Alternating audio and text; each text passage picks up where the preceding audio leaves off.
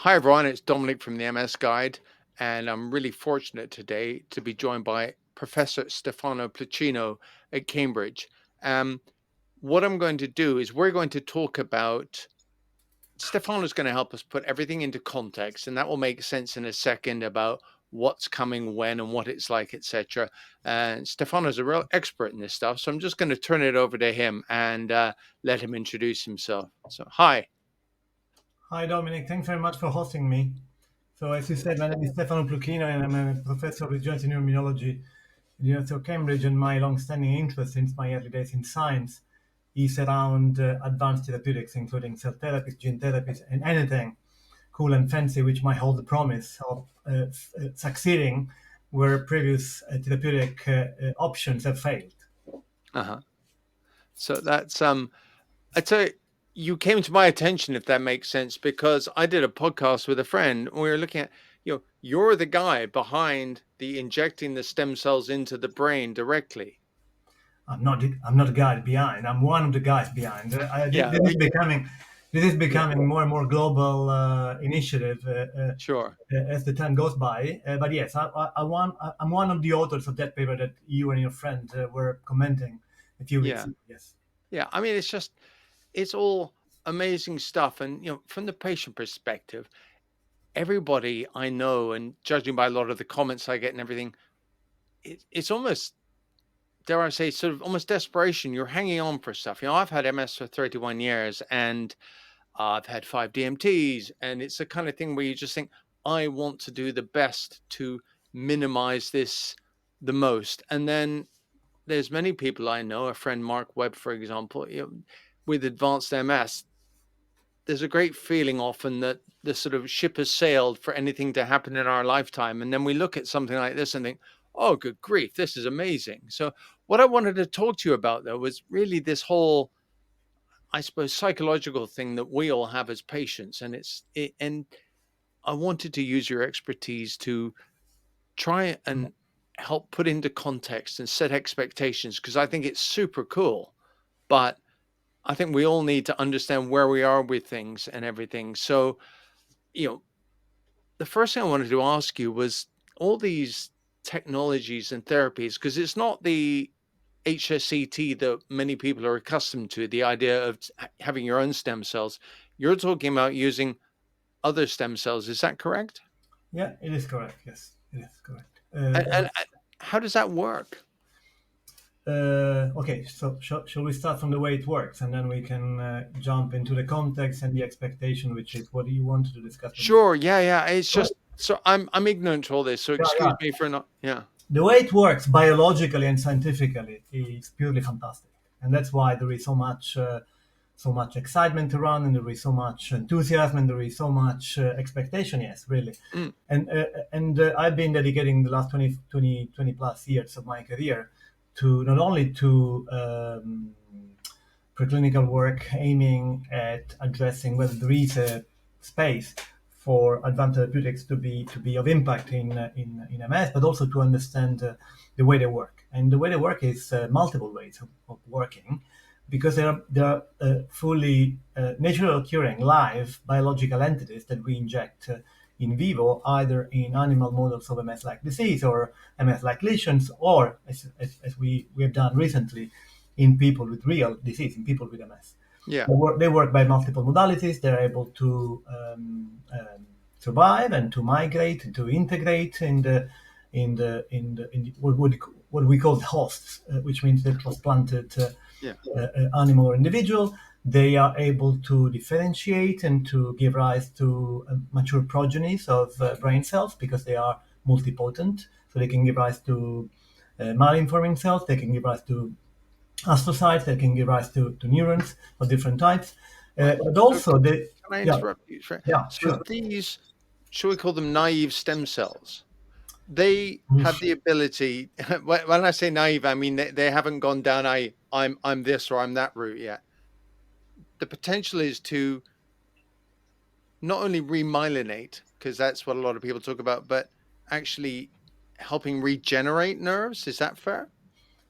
Remyelination is a mechanism of regeneration. It is damage induced regeneration of myelin. Hmm. The way the lay public or the general public expects regeneration to happen in the brain is very similar conceptually to what everyone has been used to in the skin or in the liver, which is complete regeneration of an entire part of a given organ, which I don't think is yet fully achievable in the brain in Hmm. real life. The way tissue-specific stem cells, like the one that we have studied and we are studying, work is again by keeping a certain grade of multipotency specific for the tissue. So basically and logically, when injected back into the brain, they find a familiar, if not hospitable, environment. But what is absolutely outstanding, unexpected, remarkable is that they also all other abilities. And the other abilities were not even considered when stem cells were initially proposed as advanced therapeutics, because the old dogma, if you like, it's a dogma, is that I have a damage, I have a loss of tissue, and I will make new tissue with the stem cells. But what was completely unexpected is that stem cells also have abilities to provide indirect support.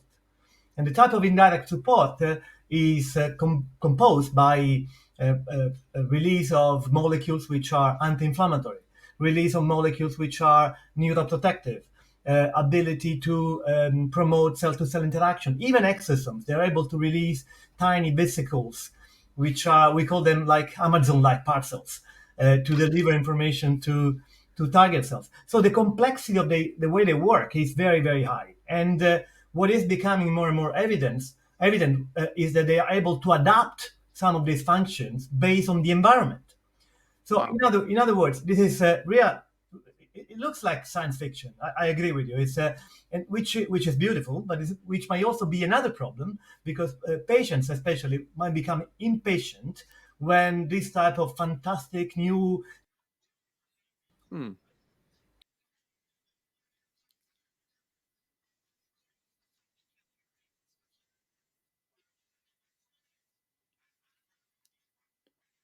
Yeah. I mean, it's this whole thing, if I could wave a magic wand, it would just be to get rid of the effects that MS has on me. So you're just, as a non-scientist, you're wondering about this. By the way, I think it's important to mention at this point. You actually, you're a neurologist who treats patients as well. You're not just somebody stuck in a lab, shall we say? You know,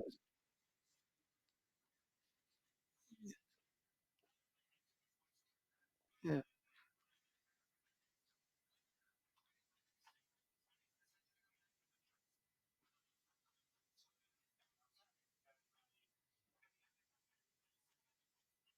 Mm,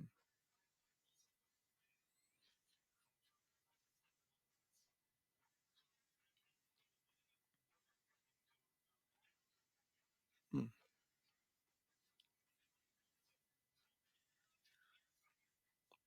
Exactly.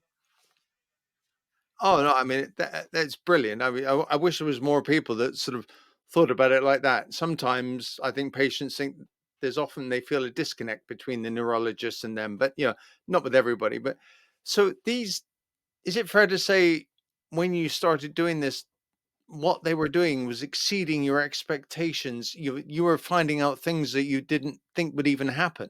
Absolutely, completely right, 100%. Right.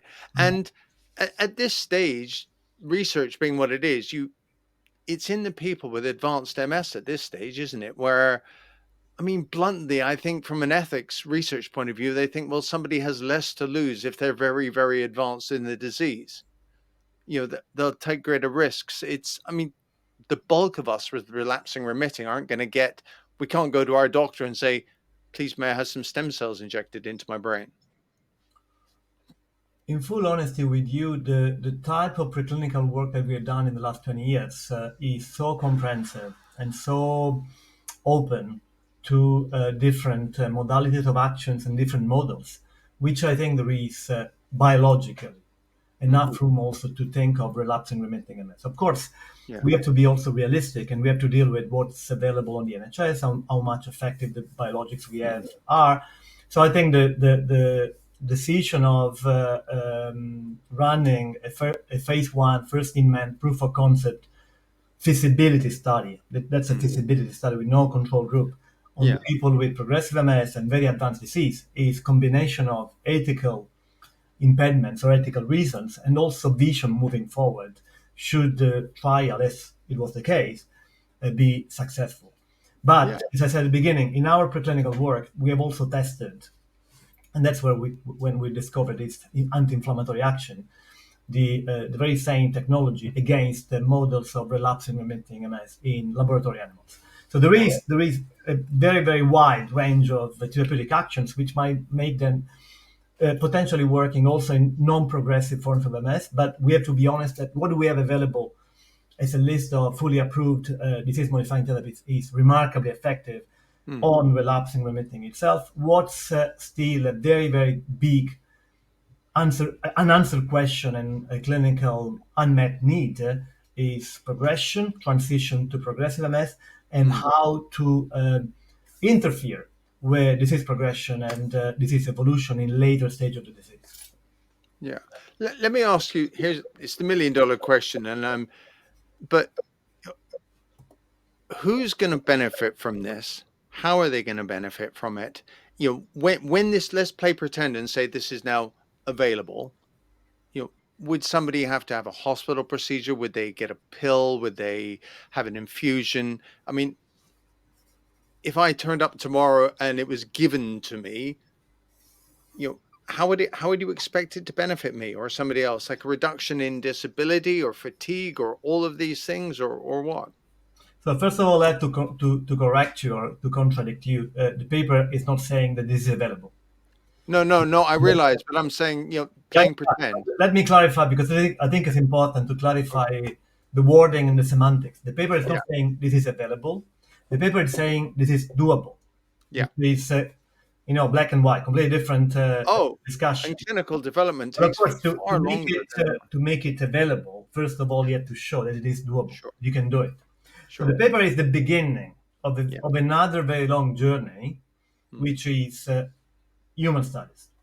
And Yeah. the initial step to gain credibility and to gain support and to gain to answer some of the expectation from patients who have in any case read about our preclinical work and who were, I think, a little bit annoyed by the fact that we kept working in animal models, like many other colleagues in the field, is that you have to show that it is doable, and in association to the feasibility, you also have to show you have the responsibility to show that it is not toxic and it does not lead to adverse events. So from these Okay. three major points of view, the trial was a fantastic success. And now we are at the beginning of another journey where the second step would be to show that there is evidence, that you're able to demonstrate Yeah. evidence of efficacy.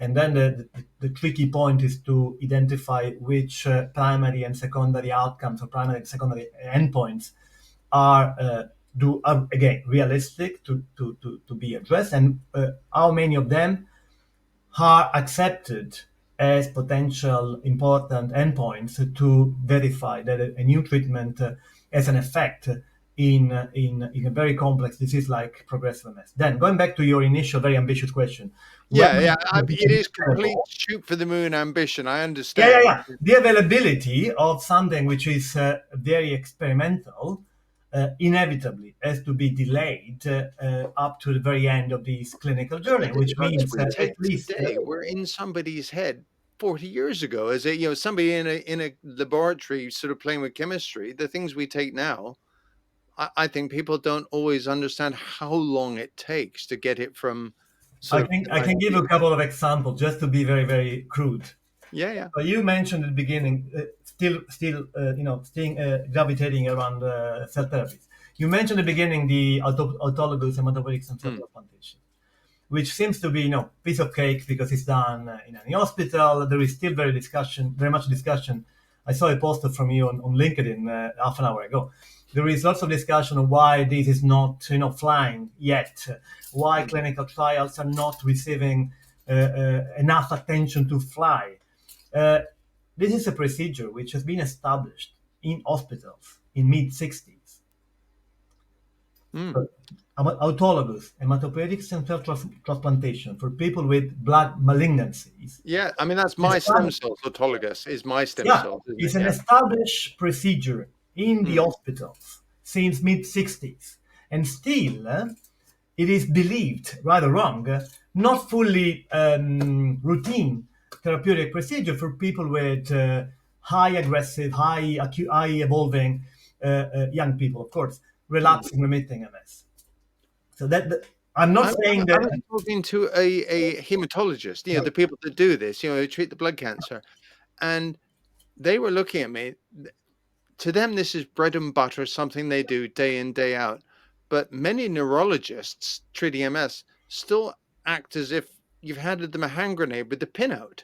And it's this is what I was commenting on in the LinkedIn post for the Star MS trial is, it's just offering it to people and having them. It's not that whether it works or not or it's been done, but it was just these two parts of the medical field. The hematologist going, "What's the issue?" And many, not all, but many MS neurologists going, "Oh my God, you don't want that." And it's just. But that's a kind of side thing because from today, nothing I appreciate would be available for say 10 or 15 years, but I am wondering in the sort of give me hope kind of idea that what might it be able to do for people? If you were going to play pretend and project forward 15 years and say, so we've gone through all the research, what sort of benefits would you be hoping to provide to an MS patient in 15, 20 years' time? I think there is a fixed pace of progression of knowledge and science, which I don't think we can modify No. much. We have a fantastic technology available nowadays, which was not available, say, 10 years ago, which might allow us and which are already allowing us making careful, precise predictions of outcomes. So my feeling is that in the next 10, 15 years, we will be realistically able to produce and to provide way more than what we were able to provide in 10 years, 15 years, 10 years ago. Yeah. In terms of quantification, I don't think I'm able to quantify what and by when, but I can tell you, I think this is very, very public. So there is, I would say, global interest towards progressive MS. There is a fantastic initiative which is receiving support from individual patient society worldwide, which is called Progressive MS Alliance. Yeah. There is a specific agenda in the MS in MS for MS and for the PMS Alliance, which is specifically pointing at understanding mechanisms of progression and developing new therapeutics to stop progression or to promote regeneration. Remyelination is one of these key topics, but not only remyelination. No. So I think that in the next 10, 15 years, there will be more drugs, there will be more disease modifying therapies, there will be more and more DMTs for progressive MS. There will be also this cultural game changing new concept, which is that we have several medications which are fully approved, which share common mechanisms of action with different conditions and which can be repurposed very straightforwardly to progressive MS or to MS without starting again from early stage clinical trials. Yeah. This is What things like modafinil or yeah, simvastatin? there is plenty of them. Modafinil is one of the example. Yeah. Now we are dealing with metformin and alpha-lipoic acid in the Octopus trial.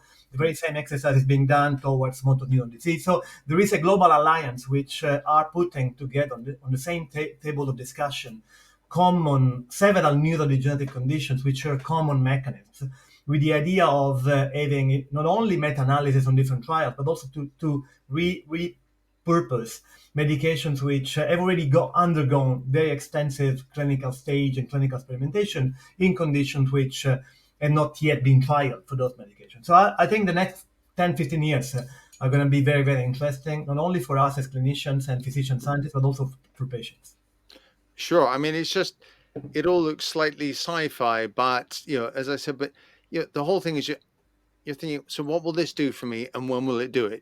You know what I mean? Because it's you've got the clock ticking in your head, and then again, it's it's my experience talking to other people with sort of quite progressive MS that they feel like they've sort of crossed the Rubicon and they're now not in a position where they could be treated or helped. Whereas things like the Progressive MS Alliance, it's expressly looking at people with the condition that's got to that stage.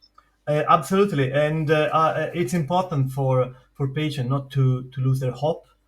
Mm. There is two things which are happening very actively, and the PMS Alliance is one example, but there is also smaller, fully academic or very minimally profitable initiative. One is very close to us. I think here one of your best friends is the clinical lead of that trial, which is called Chariot-MS, Yeah. which is very innovative in the way it is assessing not anymore the usual EDSS, Mm. which is very much biased towards It's ability to hand walk in, function. but it is residual upper body Yeah. function, Yeah. which I think might be game changing when developing new reported outcomes or matrix to Yeah. assess the value of new therapeutics in clinical trials. So that in that specific case, the medication is cladribine, but I think the idea is applicable to many other medications. So there is Sure. PMS Alliance, there is individual trials, there is also new medications which are being repurposed to MS specifically for people with advanced disease. And there is also in parallel this very interesting, I would say, refinement of the concept of window of opportunity, because the window of opportunity is still very much empirical. We as clinicians don't know when to treat. It is under continuous revision. But specifically applied to progressive MS, what's happening is that a few trials are already testing this combination therapy approach, by Mhm. which fully approved DMTs for relapsing-remitting MS are being combined with medications expected to promote brain restoration, brain repair, brain regeneration early during the disease, in order to Mhm. either delay the transition to progression or slow it down much more specifically if proposing or offering that treatment later in life. There is a You talked final about the aspect, sorry, sorry. there is a final aspect of disease which is not yet fully MS specific, which everyone in the field is now getting very interested to study, which is physiological or pathological brain aging. So there is also the possibility to combine in the future DMTs fully developed specifically for MS, small molecules being repurposed from other indications, and I wouldn't say rejuvenation therapy, but it is medications which have the ability to slow down also cellular senescence and cellular aging, which in combination might have a much higher impact in terms of predicted clinical outcomes. I Mhm. stop here. You mentioned the empirical window of opportunity, and the thing that always sticks in my head is many trials have 55 as a cutoff age for inclusion. Now, as somebody who's going to be 55 in the next couple of weeks, I'm thinking, that you know what it's like when you're younger, you just don't conceive of being older, and then all of a sudden, it's just like, oh God, I'm going to fall out of the window to be included in something cool. Whereas Chariot, as you mentioned, I think the upper age limit is 80. But it would be really nice, I think, to know that there's things that Yeah, aren't just there gonna is indeed. take this notional 55, goodbye. One There day is. you're okay, the next day you're not for it. That's why I mentioned the aging, Yeah, because we are realizing that the worldwide population is aging much more now, and aging is becoming another very relevant unmet need in clinic, associated or not, in association or not with diseases. And Chariot is one example, but even Octopus is now considering people with, I think, the upper limit 75. right. So we are increasing more. The Yeah. more we experience we make, and the more confidence we gain, the broader inclusion criteria we are proposing. Right. So if we were going to put this into a sort of timeline, because it was one of your colleagues who was telling me when I was asking how and where does remyelination fit in specifically, and they said, well, hopefully the idea would be to give somebody a DMT and a remyelination drug Mhm. at the same time. Everything essentially, I think of it as chemical breaks, but then the remyelination is possibly repair, because it's this idea that you could actually get something back as opposed to just keep what you have and slow down the loss. It's this restoring function. So in time terms, when we're able to start restoring function in MS, is going to be 10, 15, 20 years? I mean, I'm not going to nail you to this, and this is for patients. This is from a patient perspective, not a scientific. Yeah, being politically correct, I can say 10 years, 15 years, which is Yeah, a good enough space, especially because I really think that in 10, 15 years, I will be retired. yeah. No, I'm joking. In 10, 15 years, there will be enough progress to address some of these still outstanding questions. I Could you think, ever retire? You uh, don't strike me as the kind of guy that could ever retire. Your brain would not stop. uh, yeah, yeah. Um, no, I was trying to make a point which I think is critical, especially because the ambition of our conversation today was to provide the right context. Mm, Um, Remyelination is indeed very popular and also very much expectation because there is evidence that if there is an anatomically damaged uh, nerve fiber and you provide exogenous myelin or provide means but to mm, make myelin again, uh, uh, before that anatomically damaged or anatomically demyelinated nerve fiber will start dying, the function that was lost is rescuable. mm. But I think that in the complexity of MS and its very high level of heterogeneity across life stages and across life, uh, we have to focus to recovering function and restoring functions. And the Yeah, restoration of functions, since the modalities of this function are very, very broad in MS, it is not just demyelination, but it is also different levels of persistent activation of microglia and astrocytes. It is excessive amount of scar formation in the brain. It is also blood vessel reorganization from a very simple leakage or increased permeability in the acute phase towards inability to recycle products which accumulate extracellularly. So I think that clinical trials are important to allow us and to help us identifying which specific outcomes to focus when aiming at restoring function. Something which, for many, many years, since I was a resident in neurology, has been neglected and which is instead becoming very relevant in MS. And another aspect of similarity with other neurodegenerative conditions is mentation, memory, and ability to focus and to um, keep having a logical approach to daily activities is something that is emerging as very, very important endpoint in efficacy clinical trials. So, and myo might not be related to with remyelination. Myo might not be related with decreased vulnerability of neurons, even those which biologically are non-myelinated neurons. So I think our conversation might become a little bit complex. But what I'm trying to say is that the combination therapy or the yeah. multiple target approach, I think in the next 5 years would be the one that has more chances to make a difference. That's really. Let me.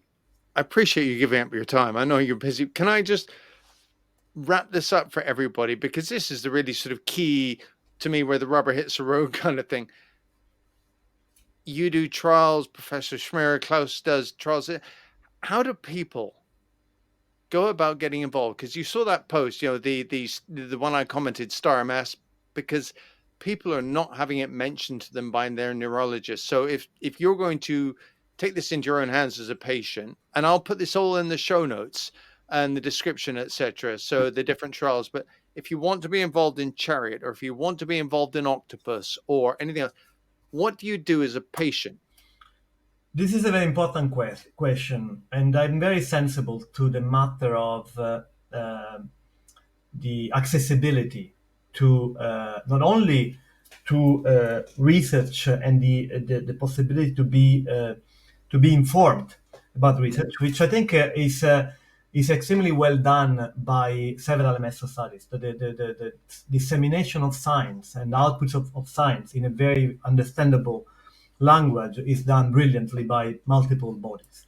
yeah. Something else which I think is critical, and we started mentioning very briefly at the beginning, is that research for people with MS has to be free.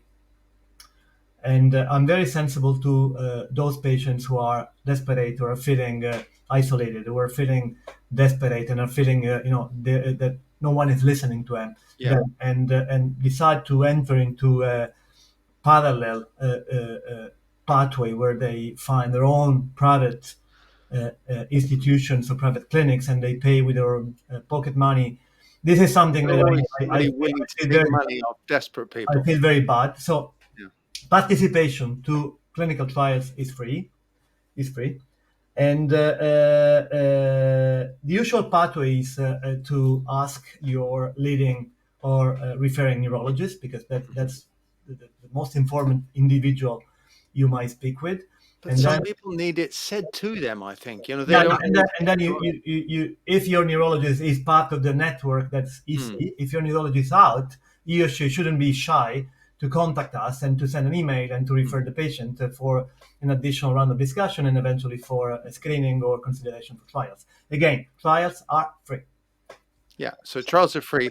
So if you wanna get involved in trials, Be in there's touch. Be in touch. Just be in touch. yeah.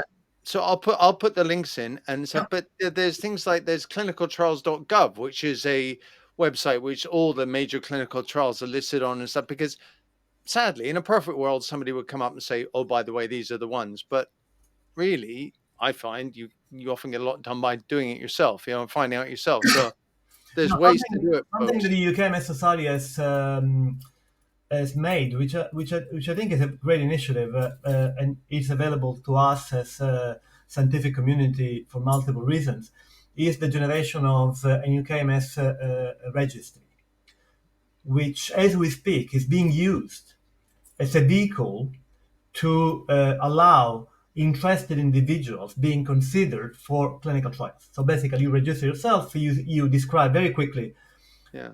how the disease you are affected by looks like, and you're given a code, and you express whether you are interested in participating to trials, and you are there. And by the time a trial starts, we as clinicians will be So you can go to the MS Register and anybody who's registered, and gosh, I keep banging this drum, and say you're interested in research. yeah, People like you can go, oh, look, yeah, there's Dominic, he's yeah, keen. yeah, yeah, correct. Right. Okay. So no, I just sometimes I mean it feels obvious, but it's not. It's yeah. So I'll put all those links in. Yeah, Look, Stefano, I really appreciate you giving my up some pleasure. of your time, yeah, on a Friday. My So pleasure. I'd just like to say thank you again from me and from everybody who's watching this, and we'll be in touch soon. Thank you for hosting. Thank you. All right, brilliant. Bye.